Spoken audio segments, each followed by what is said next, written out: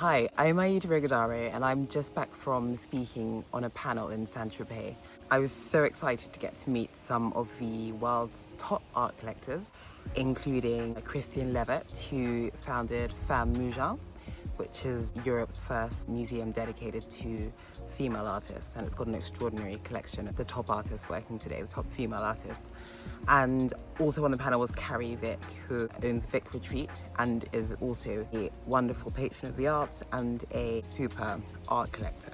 In this video, I wanted to distill my thoughts on art collecting, on how to build a valuable and impactful art collection. I wanted to set out the three main points I think that collectors should consider when trying to build a collection of value. So without further ado, I will run through them here, and do stay until the end because my absolute top tip is coming right at the end. If you do like this content, do please subscribe. That will be so incredibly helpful.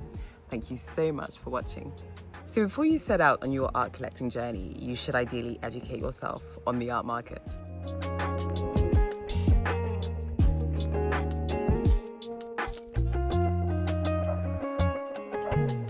If you want to take the temperature of the art market very quickly, I would suggest checking out a prestigious art fair in your local area.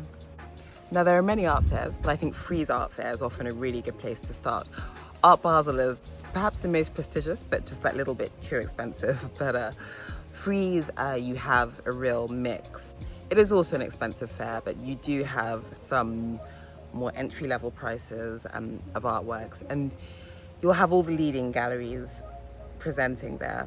So it's a really good way to go and have a look round and see the booths of all the different galleries all in one place to give you a little bit of a background before you start spending your hard-earned cash.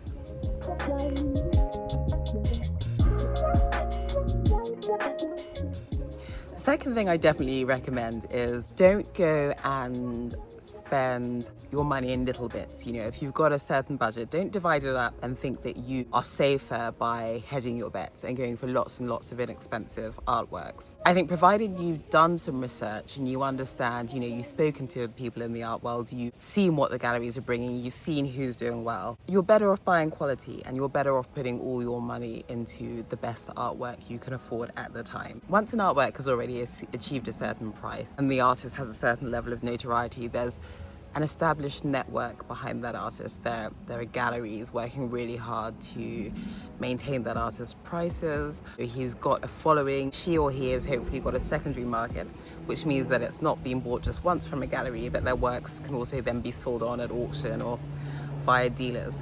So the expensive artworks are often the safer bet. The inexpensive artworks might not cost you very much, but if the artist doesn't really have any kind of track record or secondary market, if you are looking at it as an investment grade artwork, then it's far less safe in terms of being an investment or something that might rise in value should you want to sell it on later to maybe buy more artworks or buy whatever you like to buy if you need the money at a later date. So that's my second tip. My absolute top tip is choose your niche.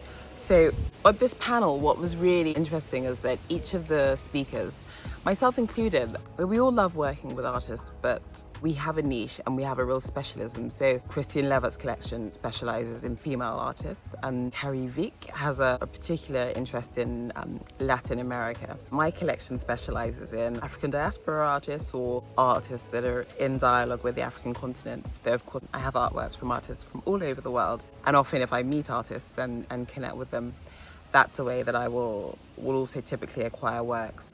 It's very personal for me as well. If I find the story behind the work and not just the story, but the artist's practice, they've got a really compelling way of producing work and a compelling and an interesting worldview, that's definitely something that will affect my decision to buy personally.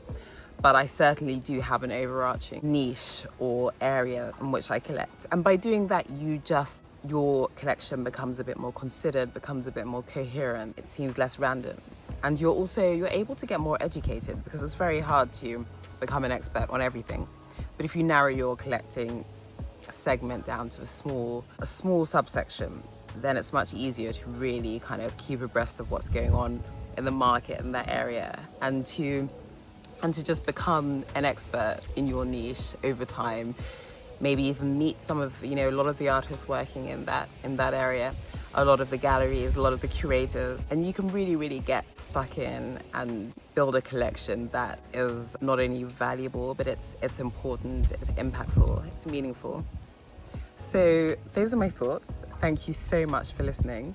Do like and subscribe, and see you in the next one.